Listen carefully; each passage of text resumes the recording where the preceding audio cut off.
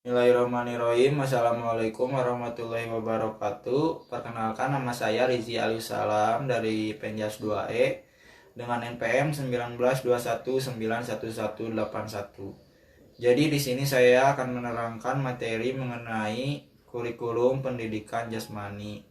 Mungkin langsung saja ke materi yang pertama, yaitu ada pengertian pendidikan jasmani.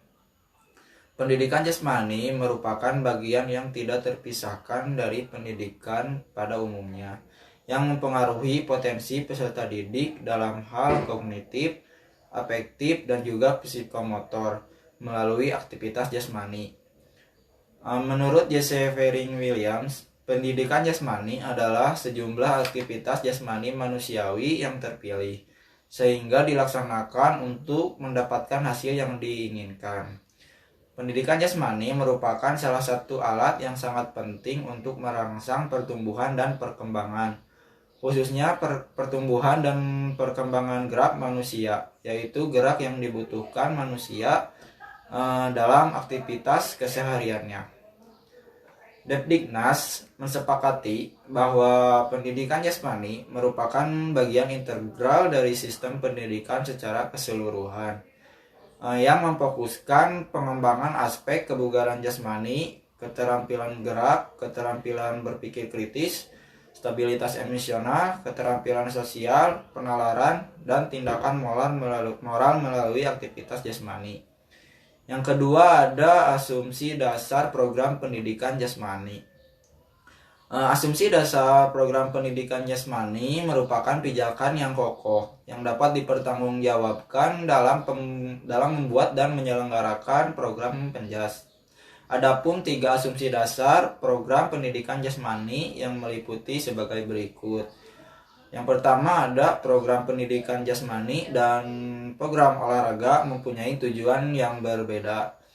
Pembuatan program olahraga terutama ditujukan untuk mereka yang betul-betul mempunyai keinginan atau tertarik untuk mengkhususkan diri pada salah satu atau beberapa cabang olahraga dan berkeinginan untuk memperbaiki kemampuannya agar dapat berkompetisi dengan orang lain yang mempunyai keinginan dan minat yang sama pula. Sebaliknya, pembuatan program pendidikan jasmani ditujukan untuk setiap anak didik dari mulai anak yang berbakat sampai anak yang kurang keterampilannya, dari anak yang tertarik dan tidak tertarik sama sekali. Yang kedua yaitu anak-anak bukanlah miniatur orang dewasa.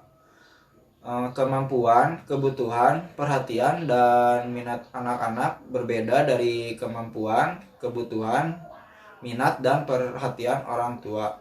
Oleh karena itu, sudah tentu kurang cocok apabila pembelajaran dikonotasikan seperti menuangkan air dari gelas yang satu ke gelas yang lainnya. Yang ketiga yaitu anak-anak yang kita ajar sekarang tidak akan menjadi dewasa pada kehidupan sekarang. Para pendidik mempunyai tantangan yang cukup besar dalam mempersiapkan anak didik di masa yang akan datang, yang belum bisa didefinisikan dan dimengerti secara jelas, atau paling tidak dalam berbagai aspek. Dunia tersebut mungkin sangat berbeda dengan dunia yang ada sekarang.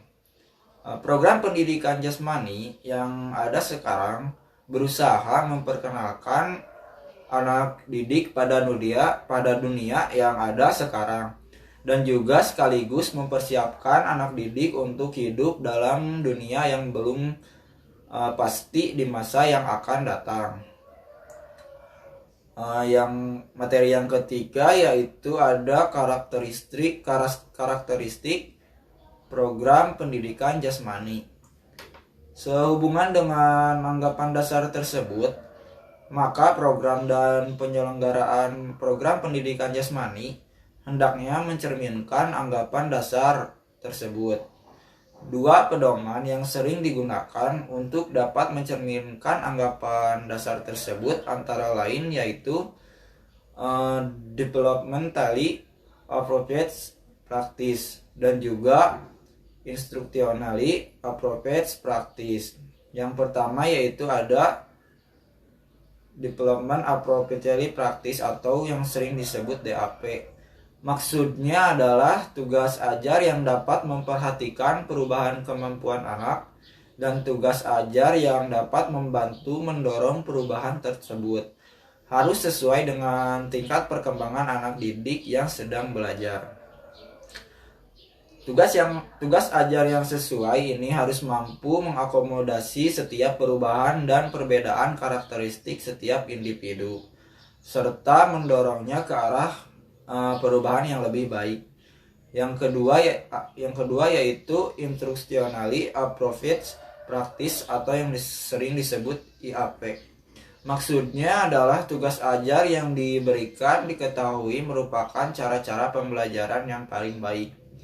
Cara pembelajaran tersebut merupakan hasil penelitian atau pengalaman yang memadai yang memungkinkan semua anak didik memperoleh kesempatan dan keberhasilan belajar secara optimal. Yang keempat, yaitu ada ruang lingkup materi pendidikan jasmani. Menurut BNSP, ruang lingkup mata pelajaran pendidikan jasmani, olahraga, dan kesehatan adalah sebagai berikut. Yang pertama yaitu permainan dan olahraga, yang meliputi olahraga tradisional, permainan, eksplorasi gerak, keterampilan lokomotor, non-lokomotor, manipulatif, atletik, kasti, roller, sepak bola, basket, bola voli, tenis meja, dan aktivitas lainnya. Yang kedua ada aktivitas pengembangan, yaitu meliputi mekanika sikap tubuh, komponen kebugaran jasmani, dan bentuk postur tubuh serta aktivitas lainnya. Yang ketiga ada aktivitas senam, meliputi ketangkasan sederhana, ketangkasan tanpa alat, ketangkasan dengan alat, dan senam lantai serta aktivitas lainnya. Yang keempat ada aktivitas ritmik, meliputi gerak bebas, senam pagi, SKJ, dan senam aerobik. Yang kelima ada aktivitas air, yaitu meliputi permainan di dalam air, keselamatan di dalam air, keterampilan bergerak di air, dan renang. Yang keenam yaitu ada pendidikan luar sekolah, meliputi piknik, karya wisata, pengenalan lingkungan, berkemah, menjelajah, dan mendaki gunung. Yang ketujuh yaitu ada kesehatan, meliputi penanaman budaya hidup sehat dalam kehidupan sehari-hari, khususnya yang terkait dengan perawatan tubuh agar tetap sehat, merawat lingkungan yang sehat, memilih makanan dan minuman yang sehat, mencegah dan merawat cedera, mengatur waktu istirahat yang tepat, dan berperan aktif dalam kegiatan P3K ataupun UKS. Nah, materi yang terakhir yaitu ada isu kurikulum pendidikan jasmani. Yang pertama itu ada isu program, aspek materi, dan distribusi alokasi waktu. Materi bahan ajar yang banyak yang ada dalam kurikulum terlalu sulit untuk dilaksanakan dengan alokasi yang hanya 1 minggu 1 kali. Sehingga kegiatan belajar mengajar hanya mengembangkan aspek keterampilan gerak atau psikomotor. Adapun yang meliputinya, yang pertama, guru memaksakan diri mengajar olahraga. Yang kedua, berpegang teguh pada penguasaan keterampilan olahraga. Yang ketiga, kurang memperhatikan tujuan pembelajaran yang bersifat afeksi. Yang keempat, kurang menyadari bahwa olahraga merupakan media untuk mencapai tujuan pendidikan pada umumnya. Dan yang kelima yaitu kurang memperhatikan aspek gerak dasar pada siswa. Yang kedua ada isu proses belajar mengajar yang meliputi pertama ada variasi aktivitas belajar cenderung miskin, kurang didasarkan pada karakteristik peserta didik, hanya berorientasi pada cabur untuk orang dewasa. Yang kedua, aktivitas pendidikan jasmani untuk siswa cenderung terbatas.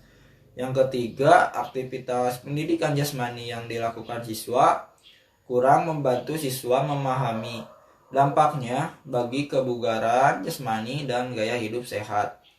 Yang keempat, pendidikan jasmani adalah belajar gerak dan belajar sambil bergerak kurang dipahami pengajar. Yang kelima, rasio jumlah siswa dengan pengajar, lapangan, dan alat itu tidak sesuai. Yang keenam, pengembangan aspek afektif kurang mendapat perhatian. Yang ketiga yaitu ada isu evaluasi. Isu evaluasi meliputi yang pertama yaitu pelaksanaan evaluasi belum begitu tampak terintegrasi dalam sebuah proses belajar mengajar. Yang kedua, materi evaluasi kognitif kurang relevan dengan materi yang diberikan dalam KBM. Yang ketiga, situasi pelaksanaan evaluasi terkadang merugikan siswa karena guru tidak menciptakan lingkungan kelas yang positif. Yang keempat yaitu alokasi waktu PBM sangat terbatas untuk dilaksanakannya pengetesan. Yang kelima, evaluasi hanya dapat dilakukan oleh ahli statistik. Isu yang keempat yaitu ada isu jumlah dan karakteristik. Guru penjas di SMU maupun di SMA sering dihadapkan dengan masalah jumlah siswa yang cukup banyak, mulai dari kelas 1 sampai kelas 3, bahkan ditambah dengan siswa dari kelas paralel. Lebih rumit lagi karena yang dipelajari adalah sesuai dengan kemampuan fisik dan perkembangan mental yang berbeda-beda. Guru penjas harus menangani siswa sebanyak 200 sampai 300 per minggunya. Yang kelima yaitu ada isu sarana dan prasarana pembelajaran penjas.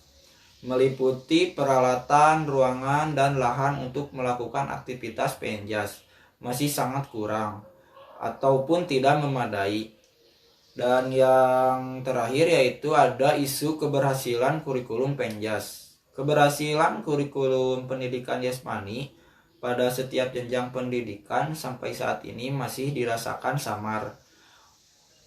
Ukuran yang digunakan oleh setiap orang dalam menafsirkan keberhasilan program masih bersifat samar dan cenderung bersifat lokal, belum menyeluruh sebagaimana tercantum dalam tujuannya. Namun demikian, salah satu indikator yang mungkin dapat kita telusuri adalah karakteristik para lulusannya. Untuk itu, kita dapat bercermin pada karakteristik lulusan pendidikan jasmani yang dijadikan patokan di beberapa negara maju.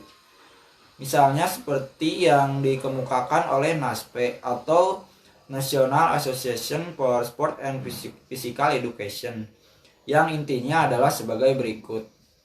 Yang pertama yaitu memiliki berbagai keterampilan penting untuk melakukan berbagai macam kegiatan fisik. Yang kedua, bugar secara fisik. Yang ketiga, berpartisipasi secara teratur dalam melaksanakan fisik. Yang keempat, mengetahui akibat dan manfaat dari keterlibatannya dalam kegiatan jasmani.